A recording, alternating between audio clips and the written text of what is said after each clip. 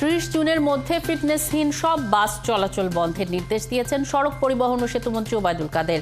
রাজধানীতে যেন ব্যাটারি চালিত গাড়ি চলতে না পারে সে বিষয়ে ব্যবস্থা নিতে সড়ক ও মহাসড়ক বিভাগকেও নির্দেশ দেন তিনি। রাজধানীর বনানীতে সড়ক পরিবহন উপদেষ্টা পরিষদের সভায় এসব কথা বলেন ওবায়দুল কাদের। সড়কে শৃঙ্খলা না থাকলে এত মেগা প্রজেক্ট করেও কোনো সুফল আসবে না। সড়কে যেসব দুর্ঘটনা হচ্ছে তার বেশিরভাগ ইজি বাইক ও মোটরসাইকেলের কারণে। গতিসীমা নির্ধারণে যে সিদ্ধান্ত নেওয়া হয়েছে তার কারণে এখন দুর্ঘটনা কমে আসবে বলে মনে করেন তিনি। এছাড়া এখন থেকে হেলমেট ছাড়া কোনো জ্বালানি দেয়া হবে না বলেও জানিয়েছেন ওবায়দুল কাদের। ঢাকা সিটিতে আমরা মোটরসাইকেল অনেকটা নিয়ন্ত্রণ করেছি।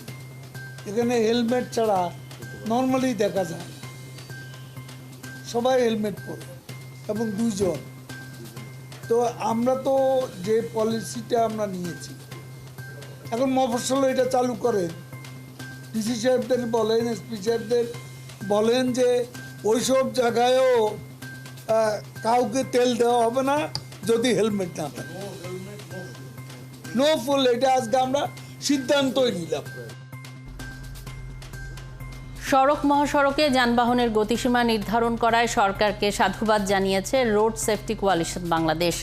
জাতীয় প্রেস ক্লাবে সংবাদ সম্মেলনে নিরাপদ সড়ক চাই আন্দোলনের চেয়ারম্যান ইলিয়াস কাঞ্চন বলেন, এই নির্দেশনার কারণে সড়কে মৃত্যু ও দুর্ঘটনার সংখ্যা কমবে। তিনি বলেন, শুধু মোটরসাইকেলের গতি ঘন্টায় 30 কিলোমিটার নয়, সব যানবাহনের জন্য একই গতিসীমা নির্ধারণের কথা বলেন। গতিসীমা বাস্তবায়নে সড়কে যানবাহনের জন্য লেন নির্ধারণ করার সুপারিশ করে সংগঠনটি। সড়কে যানবাহনের গতি কমাতে যুক্তরাষ্ট্র ও যুক্তরাজ্য সহ বিভিন্ন দেশের উদাহরণ তুলে ধরেন ইলিয়াস কাঞ্চন। যেমন গতি কম থাকার ফলে মোটরসাইকেলের কন্ট্রোলিং বাড়তি সুবিধা পাওয়া যাবে, যা অপ্রত্যাশিত রোড ক্র্যাশ এড়াতে সহায়তা করবে। বিশ্বের অনেক দেশ শহরাঞ্চলে সড়ক নিরাপত্তার জন্য মোটরসাইকেলের গতির সীমা কমিয়ে দিয়েছে। বাংলাদেশেও অনুরূপভাবে গতিসীমা বাস্তবায়ন করলে রোড ক্র্যাশ ও প্রাণহানি কমানো সম্ভব হবে। দেশের সকল গণপরিবহনের র্যাপিড পাস ব্যবহারের জন্য আইন পাশ করতে যাচ্ছে সরকার, যার জন্য একটি কোম্পানি গঠন করতে যাচ্ছে। এই আইনের বিভিন্ন দিক নিয়ে গণশুনানি করেছে ঢাকা পরিবহন সমন্বয় কর্তৃপক্ষ। বুধবার সকালে রাজধানীর ঢাকা পরিবহন সমন্বয় কর্তৃপক্ষ কার্যালয়ে এই গণশুনানি হয়, যেখানে আইনের ধারার উপর নিজেদের মতামত প্রকাশ করে বিভিন্ন কর্তৃপক্ষ। যেখানে র্যাপিড পাসের পাশাপাশি ডেবিট ও ক্রেডিট কার্ড, মোবাইল ব্যাংকিং সহ ডিজিটাল মাধ্যমগুলোকেও এই সুবিধার অন্তর্ভুক্ত করার দাবি জানানো হয়। পাশাপাশি বাসগুলোতে র্যাপিড পাস ব্যবহার উপযোগী করার জন্য যে অর্থের প্রয়োজন হবে তার যোগান আসবে কোথা থেকে, সেই প্রশ্ন তোলেন বাস মালিকরা। পরিবহন সেক্টরে এখন ডিজিটাল পেমেন্ট হচ্ছে খুব বেশি হলে 7 থেকে 8%, বাকি পুরোটাই ক্যাশে হচ্ছে। তো আপনাদের এই প্ল্যাটফর্মের কোথাও আমি দেখি না যে ক্যাশ পেমেন্টটা বন্ধ করা অথবা ক্যাশ পেমেন্টটাকে কমানোর জন্য আপনারা আসলে কি করছেন? মাস্টার কার্ড, ভিসা কার্ড এবং হচ্ছে অন্যান্য যে কার্ড, আর একটা হচ্ছিল যে কিউআর কোড, যেটা হচ্ছে যে অ্যাপসের মাধ্যমে যেটা হয়, বিকাশ, নগদ বা এই জাতীয় যে গেটওয়েগুলো আছে স্যার, এই দুইটা জিনিস স্যার বিবেচনা আসা উচিত স্যার। আইনটা এইভাবে করি, আইন করতেছি আমরা ওই যে ভোগান্তি কমানোর জন্য, ঠিক আছে, কিন্তু আমি হাত পা বেঁধে দেওয়ার জন্য আইন করি, ভোগান্তি কমবে না। কিন্তু আইনটা আমাদের যতটা সম্ভব শক্তিশালী করে করতে হবে, যাতে ওই যেটা বলা হচ্ছে যে 7 বছর 10 বছর যাতে না লেগে যায়। বাংলাদেশের সাথে যুক্তরাষ্ট্রের সম্পর্ক পুনর্গঠনের জন্যই ঢাকা সফর বলে মন্তব্য করেছেন সফররত মার্কিন সহকারী পররাষ্ট্রমন্ত্রী ডোনাল্ড লু। পররাষ্ট্রমন্ত্রী ও পররাষ্ট্র সচিবের সাথে বৈঠক শেষে আনুষ্ঠানিক সংবাদ সম্মেলনে এ মন্তব্য করেন তিনি। ডোনাল্ড লু বলেন, যুক্তরাষ্ট্র বাংলাদেশে সহিংসতামুক্ত জাতীয় সংসদ নির্বাচন চেয়েছিল। এই নির্বাচনের প্রক্রিয়া নিয়ে সরকারের সাথে সম্পর্কে কিছু অস্বস্তি তৈরি হয়েছিল। এখন আস্থা পুনর্নির্মাণ করতে চায় যুক্তরাষ্ট্র।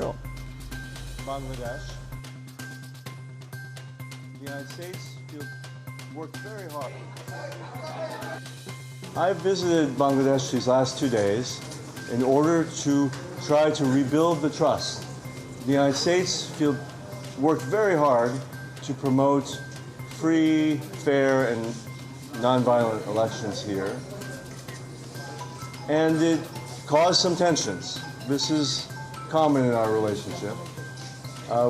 We want to look forward and not look back.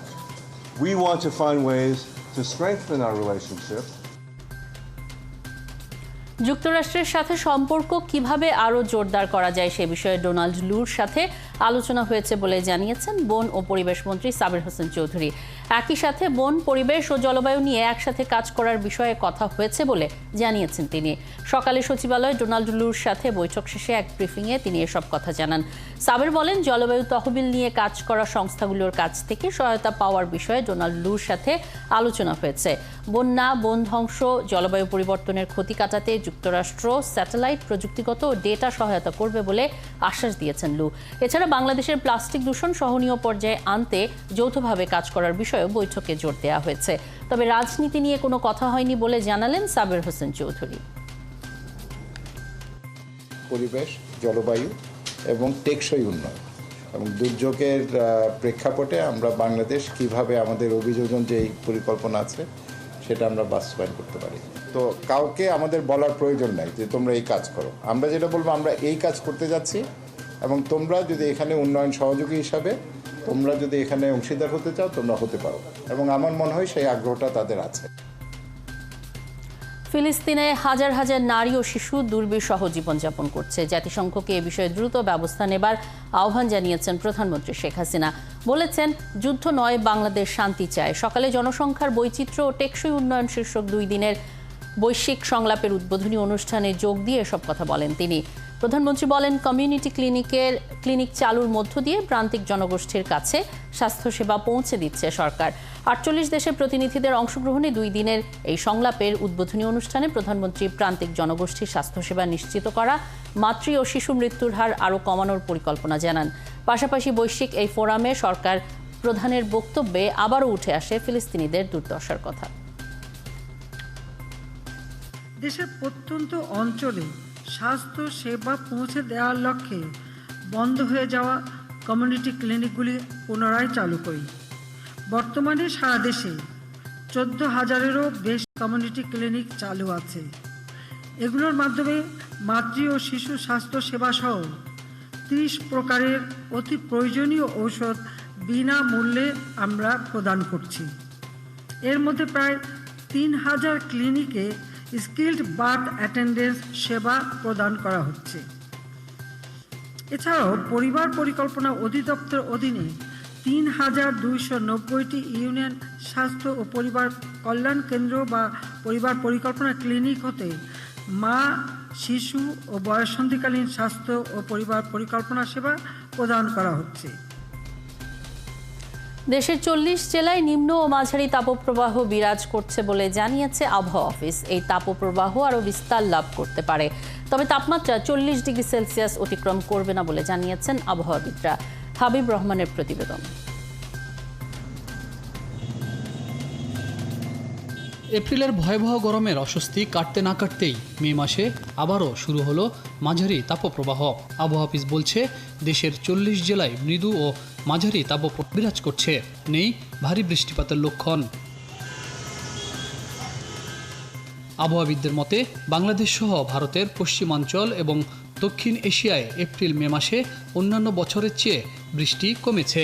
চাহিদার চেয়ে বৃষ্টি কম হওয়ায় ভূমি শীতল হতে পারছে না, তাই তাপমাত্রাও কমছে না। আজকে হয়তো অনেকগুলো জেলায় সেটা আবার বিস্তার লাভ করতে পারে। যদিও ঢাকার টেম্পারেচার 35.3 ছিল, কিন্তু অন্য অন্য জেলাগুলো তাপমাত্রা বেশি থাকার কারণে পুরো ঢাকা ডিভিশন আমরা হিটের আওতায় নিয়ে আসছিলাম।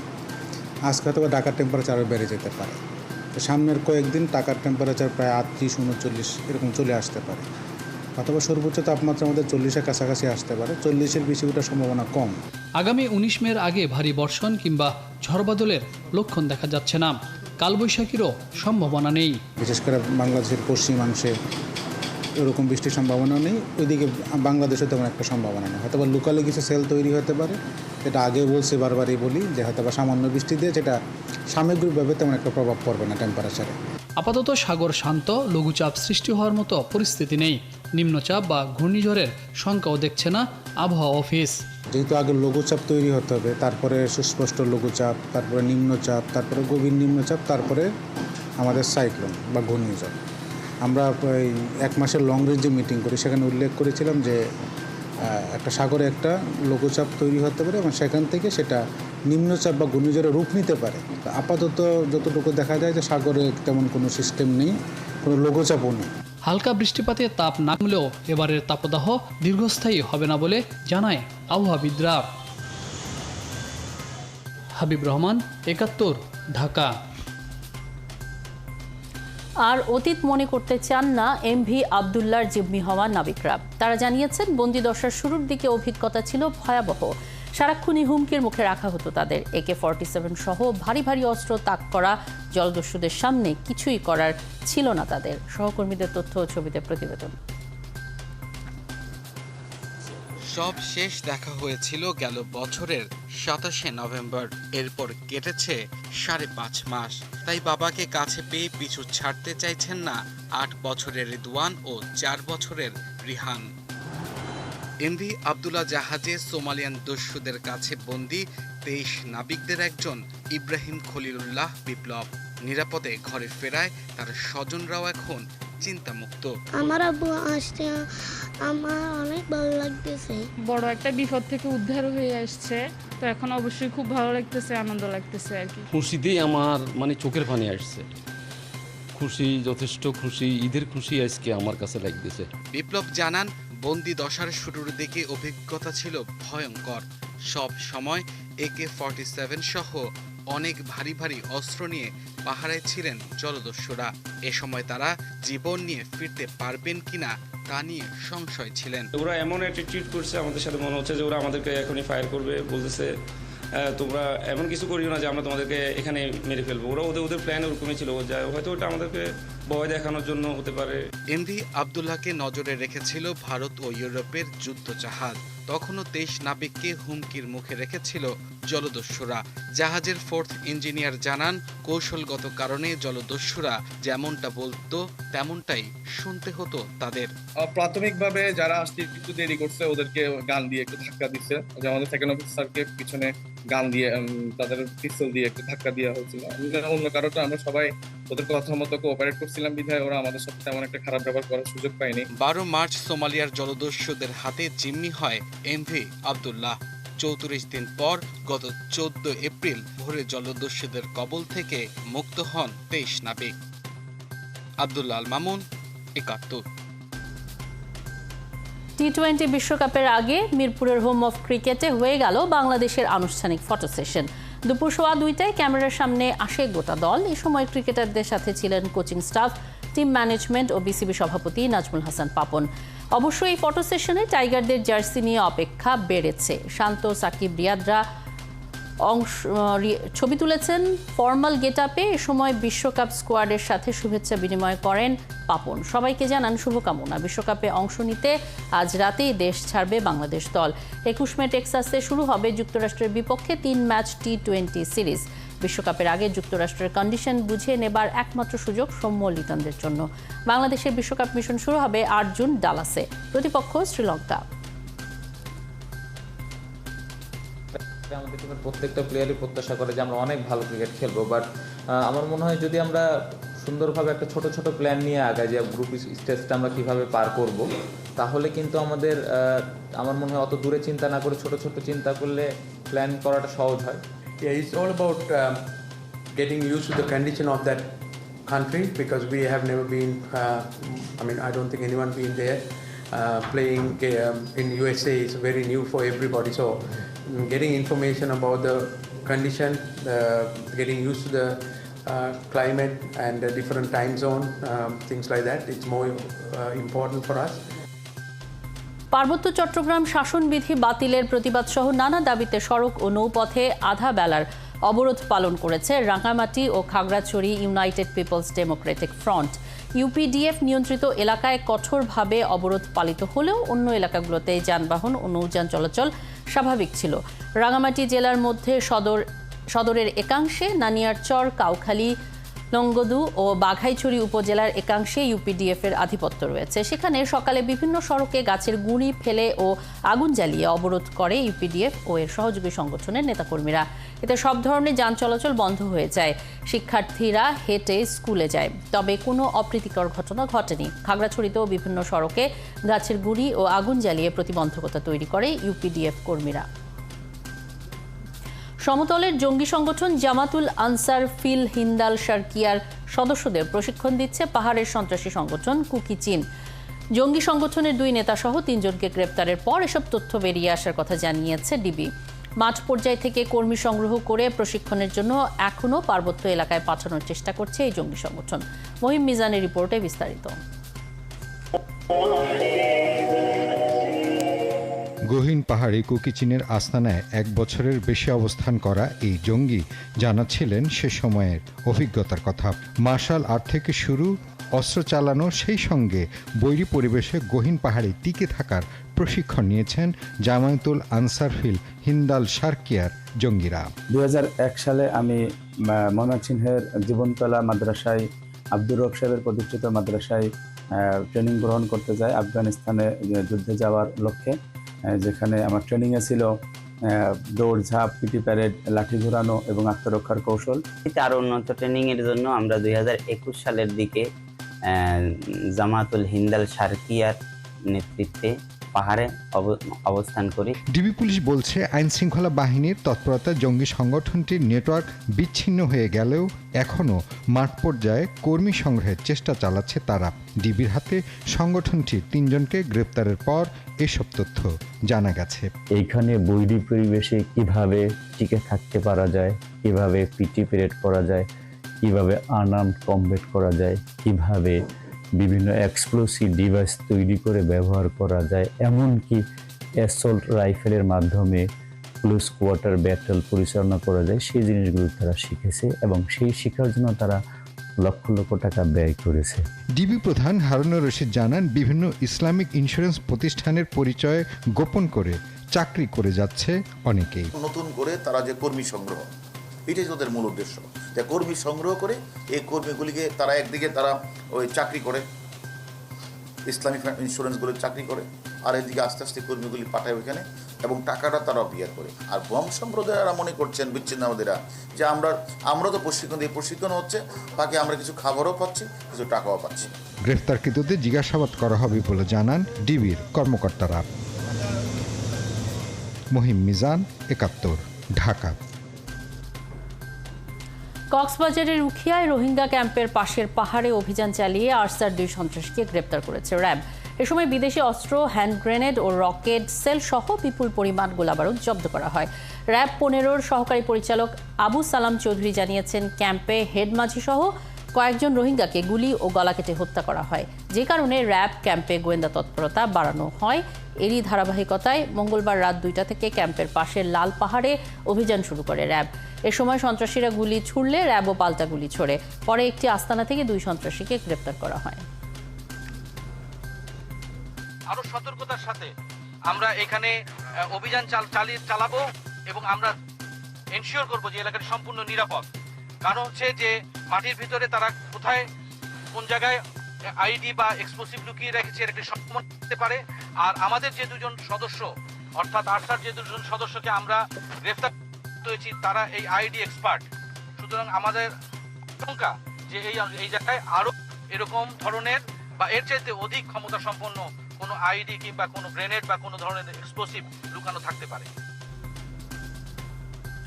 কৃষকদের সব রকম সহায়তা দিতে কর্মকর্তাদের জনবান্ধব হওয়ার পরামর্শ দিলেন সংশ্লিষ্ট মন্ত্রণালয়ের মন্ত্রী ডক্টর মোহাম্মদ আব্দুস শহীদ। একই সাথে কম জমিতে জলবায়ু সহিষ্ণু ভালো ও পুষ্টিগুণ সমৃদ্ধ ফলের জাত উদ্ভাবনে কৃষি কর্মকর্তাদের বাড়তি গুরুত্ব দেওয়ার তাগিদ দেন তিনি। বুধবার কৃষি মন্ত্রণালয়ের ইনোভেশন শোকেসিং উদ্বোধন করে এসব কথা বলেন মন্ত্রী। জাহেদুল ইসলামের প্রতিবেদন।